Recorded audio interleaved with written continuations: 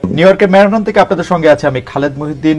আজ আমাদের অনুষ্ঠানে এমন একজন অতিথি আমাদের সঙ্গে রয়েছেন যার আলাদা করে পরিচয় দেওয়ার কোনো দরকার নেই। প্রধানমন্ত্রী, আপনাকে আমাদের অনুষ্ঠানে স্বাগত জানাই। আপনি আমাদের সাথে যুক্ত হয়েছেন সেজন্য আমাদের শুভেচ্ছা ও অভিনন্দন, কৃতজ্ঞতা জানবেন। আমাদের সাথে আরো আছেন শান্তিতে নোবেলজয়ী অর্থনীতিবিদ ডক্টর মোহাম্মদ ইউনুস। ডক্টর মোহাম্মদ ইউনুস, আপনাকে আমাদের অনুষ্ঠানে স্বাগত জানাই।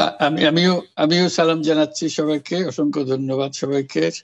Thank you so much sir. আমি সরাসরি প্রশ্নে চলে আসি।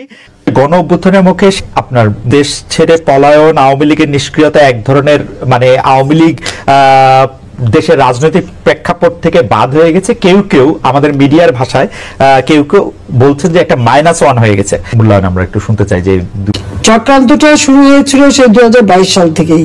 কিছুতে আমাকে ক্ষমতা থাকতে দেবে না। আর বাংলাদেশ যখন উন্নত হয়েছে, যারা এই সুদখোর ইউনূসের তো বহুদিনের লালায়িত স্বপ্ন, আর তার মদতদাতা আজকে এটা প্রমাণিত। সেই ইউএসএইডের টাকা আর আমেরিকার মদত, পাকিস্তানি আইএসআই মদত, জঙ্গি, সন্ত্রাসী, খুনি এরা এবং গ্রেনেড হামলাকারী, বিডিআরে আমাদের সেনা সদস্যদের হত্যাকারী, এরাই হচ্ছে তার শক্তির আধার। তাদেরকে নিয়েই তার পথ চলা, যা আজকে প্রমাণিত সত্য। এবং আমি আরেকটি খবর আপনাদের দিতে চাই। দুর্নীতি দমন কমিশনে ইউনূসের বিরুদ্ধে একটা মামলা হয়েছে। আর শ্রমিকদের অর্থ আত্মসাতের জন্য শ্রমিকদের করা মামলায় শ্রমিক আদালতে ইউনূস কিন্তু সাজাপ্রাপ্ত আসামি। সে কিন্তু একটা কনভিক্টেড আসামি, এবং সে চক্রান্ত করে, সন্ত্রাস করে, জঙ্গিবাদকে সহায় করে এবং অপপ্রচার চালিয়ে সে ক্ষমতাটা দখল করেছে। ক্ষমতা দখল করার সাথে সাথে কি করেছে, সে আগে থেকেও প্রচেষ্টা ছিল। ইউনূস সেন্টার নামে একটা জায়গা, আপনারা জানেন, গ্রামীণ ব্যাংকের একটা সম্পত্তি 11,000 স্কোয়ার ফিট বিনা পয়সা নিয়ে সেখানে তার ইউনূস সেন্টার, এবং এটা হচ্ছে একেবারে যত রকমের চক্রান্তের জায়গা। ইউনূস ক্ষমতায় যে কিন্তু নিজে ওই জায়গায় তার যে লোকরা বসা, তাদেরকে দিয়ে সারা বাংলাদেশে সার্ভে করার নামে লোক নিয়োগ দিয়েছে। ঢাকা জেলার জন্য 40 জন, আর তাছাড়া সারা বাংলাদেশের জন্য তার প্রায় 80 থেকে 100 জনের টিম। বিভিন্ন জেলায় জেলায় তাদের দায়িত্ব, যেখানে সিটি কর্পোরেশন বা পৌরসভা আছে সেই জায়গার জন্য বেশি করে লোক নিয়োগ, এবং ইউনিয়ন পর্যায় পর্যন্ত সে লোক নিয়োগ দিয়েছে। যাদেরকে সে টাকা দেয় তাদের হাতে মোবাইল ফোন, স্মার্টফোন, তাদের হাতে কম্পিউটার, এবং সমগ্র বাংলাদেশের সমস্ত তথ্য দিয়ে তারা পাঠায়। এই তথ্যের যে তথ্যগুলি সে সংগ্রহ করে যাচ্ছে, সেটা হচ্ছে আওয়ামী লীগের নেতারা কে বেশি জনপ্রিয়, অতীত থেকে জনপ্রিয় ছিল, বা এমপি ছিল, বা চেয়ারম্যান ছিল, বা কি ছিল, বা ভবিষ্যতে কে হবে, আর বর্তমানেও কে আছে। এই সমস্ত তথ্যগুলি সংগ্রহ করা, বিত্তশালী সম্প্রদায় কাকে সমর্থন দেয়, আওয়ামী লীগকে দেয় না কাকে দেয়, তাদের তথ্য সংগ্রহ করা, এবং আওয়ামী লীগ, বিএনপি, জাতীয় পার্টি, জামাত কার কোথায় কি অবস্থা, ভোটের কি অবস্থা, এই সমস্ত তথ্য সংগ্রহ করার জন্য তারা কিন্তু এজেন্ট নিয়োগ করা আছে। এছাড়া সে যে বিশাল গুন্ডা বাহিনী পারে, 1000 মোটর সাইকেল তাদেরকে দেওয়া হয়েছে, এবং তাদের হাতে স্মার্টফোন, এবং কয়েকটা মাদ্রাসা, কিছু ইউনিভার্সিটি, 35টা কলেজ ইউনিভার্সিটির কিছু ছেলে মেয়েকে সে টাকা দিয়ে পেলে পুষে রাখে, এবং তাদেরকে দিয়ে যত অঘটনগুলি ঘটায়। এবং এটা যে তার একটা সেই মানে সূক্ষ্ম পরিকল্পনার ফসল, সেটা সে নিজেই বলে ফেলেছে বিল ক্লিন্টনের অনুষ্ঠানে। খুব খুশি মনে হাত বা নাচিয়ে বলল যে এটা এখানে ছাত্র না, জনত না, এটা হচ্ছে তার ম্যাটিকুলাস ডিজাইন করা মাস্টার মাইন্ড দ্বারা এই এমন ঘটনা ঘটিয়েছে যে শেখ হাসিনাকে ক্ষমতা থেকে হটিয়ে সে অবৈধভাবে জোর করে ক্ষমতাটা দখল করে নিয়েছে, মানে ডাকাতি করে ক্ষমতা নেওয়া, এবং ক্ষমতা নেওয়ার পরে আওয়ামী লীগের উপরে যত রকমের অত্যাচার, আর এই অত্যাচারে আরো উৎসাহিত হয়ে বিএনপি আর জামাত তো আছেই। কারণ জামাতের কথা হচ্ছে আমরা যুদ্ধাপরাধীদের বিচার করেছি, যেখানে জিয়া রহমান যুদ্ধাপরাধীদের মন্ত্রী করেছিল, আর যারা সাজাপ্রাপ্ত আসামি তাদেরও ছেড়ে দিয়েছিল।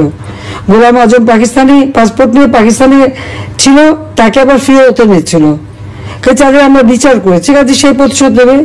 আর জাতির পিতা বঙ্গবন্ধু শেখ মুজিবুর রহমানের হত্যাকারীদেরকে জিয়াউর রহমান ইন্ডেমনিটি দিয়েছিল, দায় মুক্তি, তাদেরও বিচার করেছি।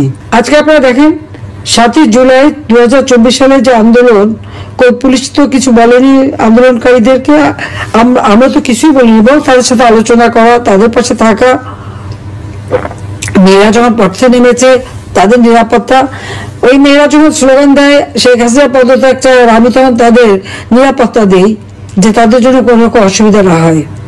আজকে তাদের অবস্থাটা কি? এখন মেয়েরা ঘর থেকে বেরোতে পারে না। তারা এমনই আন্দোলন করলো, এমনই স্বাধীন করে ফেললো দেশ যে এখন নিজেরাই ঘরবন্দি। এখন যাবে কোথায়, তারা কি করবে? আর সেই যেটা কোনো কোটা ইস্যু ছিল না, সেই কোটা আন্দোলন বা তাদের কোথায় গেল? আর এখন সপ্তদলীয়করণ দলীয়করণ।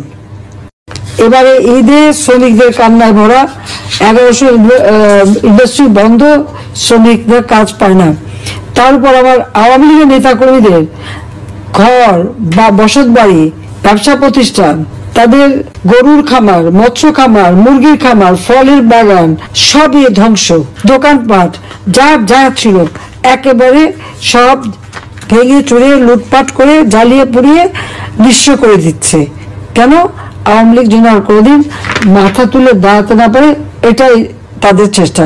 আমাদের এটা এমডি পদের জন্য পদ্মা সেতুর মতো সেতুর টাকা বন্ধ করেছে, তাকেও আবার পদ্মা নদীতে দিয়ে 2টা চুবড়ি দিয়ে উঠাই নেওয়া উচিত, মরে যাতে না যায়। একটু পদ্মা নদীতে চুবড়ি দিয়ে সেতুতে তুলে দেওয়া উচিত।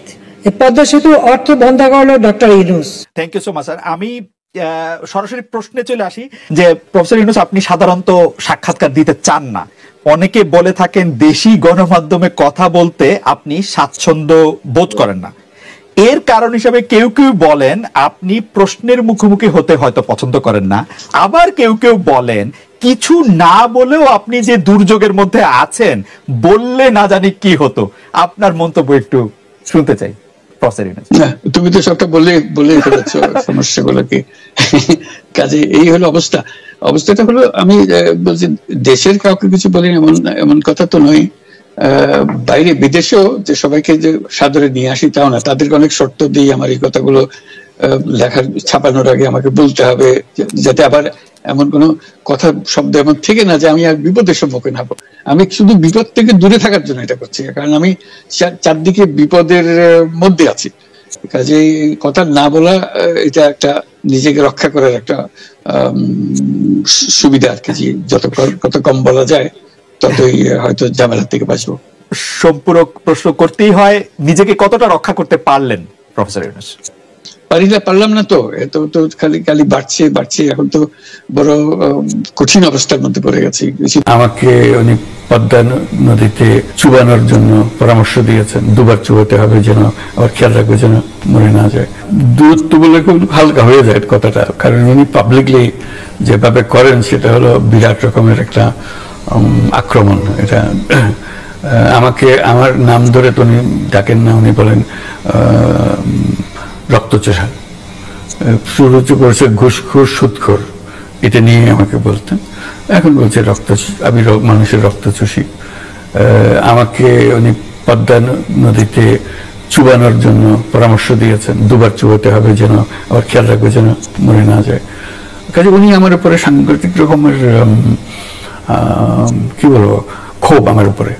কেন ক্ষোভ তার আমার জানা নেই, আমি এমন কোনো কিছু করি নাই যিনি আমার উপরে ক্ষুব্ধ হতে পারেন, কোনো বিহেভিয়ার বা কোনো আচরণ এরকম কিছু করি নাই। কাজে এটার থেকে মুক্তি পাওয়ার আমি তো কোনো রাস্তা দেখছি না। একজন একতরফা ভাবে একটা ভীষণ ক্ষোভের মধ্যে থাকবেন, কোন দিক থেকে এটা ক্ষয়ে গেল, হারিয়ে গেল, আমার দিক থেকে আমি জানি না। আমি কি অপরাধ করেছি, কিছু একটা নিশ্চয়ই করেছি যে কারণে উনি আমার উপরে এত ক্ষুব্ধ। সমস্যার পরিমাণ বাড়ছে, কমছে না। সমস্যা পরিমাণ বাড়ছে, কমছে না। আমি একটু পিছনে আদালতে আপনার বিরুদ্ধে রায় ঘোষণার পরে আপনি একটা প্রতিক্রিয়া দিয়েছিলেন। সেই প্রতিক্রিয়া আপনি বলেছিলেন যে বাংলাদেশের একটি কথায় আপনি এরকম বলেছেন যে বাংলাদেশের প্রতিটি নাগরিককে অন্যায়ের বিরুদ্ধে এবং গণতন্ত্র এবং মানবাধিকারের পক্ষে এক কণ্ঠে কথা বলার আহ্বান জানায়। অনেকে এইটাকে দেখছেন হচ্ছে এরকম করে যে আপনি গণতন্ত্রের পক্ষে লড়াইয়ে সামিল হতে বলছেন, প্রশ্ন কেউ কেউ করছেন, প্রশ্ন উঠছে, আপনি কি এইসব মামলা মোকদ্দমা থেকে মুক্তি পেতে এই সরকারেরই পরিবর্তন চাইছেন? আমরা সেটাই বলতেছি, কাজে আমরা কেউ গণতন্ত্রের বিপক্ষে না, সবাইকে স্মরণ করিয়ে দেওয়া যে আমরা সবাই গণতন্ত্রের পক্ষে, মানবাধিকারের পক্ষে, আমরা ন্যায় নীতির পক্ষে, রুল অফ লর পক্ষে। এইগুলো না থাকলে জাতি হিসেবে আমরা টিকে থাকবো না। তো কাজে যখনই মনে হচ্ছে যে এগুলো এখন ফরেন ওয়ার্ডস হয়ে গেছে, তাতে মনে হবে যে আমাদের সমাজ হিসেবে আমাদের দায়িত্ববোধ অনেক বেড়ে গেল। এগুলোকে প্রতিষ্ঠিত করা, সোচ্চার করা, মুখ ফুটে বলা, এটা সবাইকে বলতে হবে, মুখ ফুটে বলতে হবে। আমার বিরুদ্ধে অভিযোগ হলে আমি বলছি না বলে, আপনি বলছেন না কেন? একবার বলে এখন তোমার প্রশ্নের সম্মুখীন হয়ে গেলাম। অনেকে বলছেন না, আপনি তো শতবার শতমুখে গণতন্ত্রের কথাই বলবেন, আমাদের সবারই বলা উচিত, কিন্তু প্রশ্নটা এমন ভাবে তোলা হচ্ছে যে আপনি আসলে আপনার রায় ঘোষণার পর আপনি বলছেন গণতন্ত্রের কথা, মানবাধিকারের কথা। অনেকে বলছেন যে এই কথা কি আসলে যেহেতু ব্যাপারটা আপনার উপরে আসলো তখনই আপনি আসলে বললেন কিনা, নাকি আপনি আসলে বলতে চান না, আপনি আগে যেরকম বলছেন? হতে পারে, মুখ যখন বন্ধ থাকে কোনো কথাই বলা হয় না। এখন যখন মুখ খোলার সুযোগ হয়েছে, সামনে ক্যামেরা নিয়ে দাঁড়িয়ে আছে, মাইক্রোফোন দিয়ে দাঁড়িয়ে আছে, কথা বলছি, কাজে মনের কথাটা বললাম আর কি, যেটা মনে ছিল বলা হচ্ছিল না সেটা বললাম। এটা আমার ধারণা এটা সবারই মনের কথা, সেটাকে প্রকাশ করা। তারাও চায় যে তারা বলুক, আমি বললে তাদেরও মনে সাহস আসে যে উনি বলছেন যখন আমরা বলতে পারবো। প্রফেসর ইউনূস, আপনি যখন বলছেনই তখন আমি এই কথাটা কি একটু ইলাবোরেশন আপনার কাছ থেকে আশা করতে পারি, যে আপনি যখন বলছেন যে গণতন্ত্র মানবাধিকারের পক্ষে এক কণ্ঠে কথা বলার আহ্বান আপনি জানাচ্ছেন, আপনার কাছে কি মনে হচ্ছে যে গণতন্ত্র মানবাধিকারের পক্ষে এখন বহু পক্ষ বহু কণ্ঠ, এটা আসলে এক কণ্ঠে কেউ বলতে পারছে না বা সাহস পাচ্ছে না বা বলছে না, এরকম আপনার মনে হচ্ছে কিনা?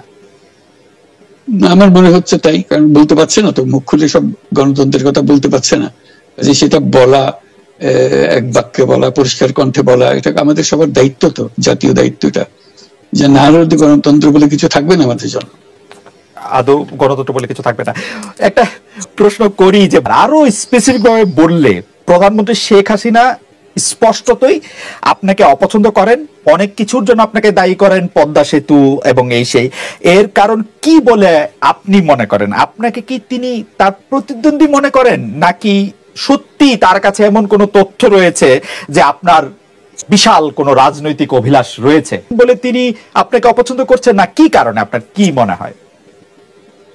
আমার মনে হয় উনি মনে করেন যে আমি দেশের সর্বোচ্চ ডাকু, সন্ত্রাসী, কিংবা আমি অপরাধী, আমি সেরা চোর, এই জাতীয় জিনিস মনে করেন। কাজে সেগুলো ব্যাখ্যা করেন উনি তার মুখে। উনি বলেন যে আমি সুদখোর, আমি ঘুষখোর, আমি সব এমন সব কটু শব্দ ব্যবহার করেন যাতে মনে হয় যে আমার সম্বন্ধে তার ধারণা খুবই খারাপ। কিন্তু এইটা তো এরকম ছিল না। আমরা দেখেছি যে 96 থেকে 2001 সাল পর্যন্ত নানাভাবে এই সরকারি বা আওয়ামী লীগ সরকারি আপনার সাথে, বা আপনি আওয়ামী লীগ সরকারের সাথে একসাথে কাজ করতে কোনো সমস্যা হয়নি। আপনি এইটার জায়গাটাকে একটু, ব্যাকগ্রাউন্ডটাকে আমাদের একটু বলা যাবে, যে আপনার কাছে কি মনে হয় কেন এই শত্রুতার বা কেন এই অপছন্দের বিষয়টা একটু সৃষ্টি হলো বা তৈরি হলো? যেই হোক, এটা আমার তরফ থেকে হয়নি। আমি তাকে যথাযথ শ্রদ্ধা করে নিয়ে গেছিলাম আমাদের মাইক্রোক্রেডিট সামিটে ওয়াশিংটন ডিসিতে, আমাদের প্রধান অতিথি করে নিয়ে গেছি, সবাই সম্মান করেছে। কারণ এই মাইক্রোক্রেডিটটা তখন পৃথিবীর সামনে আসছে, বড় আকারে আসছে, এবং এটা বাংলাদেশের অবদান হিসেবে সবাই স্বীকৃতি দিচ্ছে। ওয়াশিংটনে দুনিয়ার সেরা যারা সবাই উপস্থিত ছিলেন, তার মধ্যে আমরা ওনাকে নিয়ে গেছিলাম এই জন্য যে বাংলাদেশের পক্ষ থেকে এই গৌরবটা যেন তিনি আমাদের পক্ষ হয়ে গ্রহণ করেন। উনিও রাজি হয়েছেন, উনিও গেছেন, করেছেন। কাজে এটা স্বাভাবিকভাবে এই সম্পর্ক থেকে যাওয়ার কথা ছিল।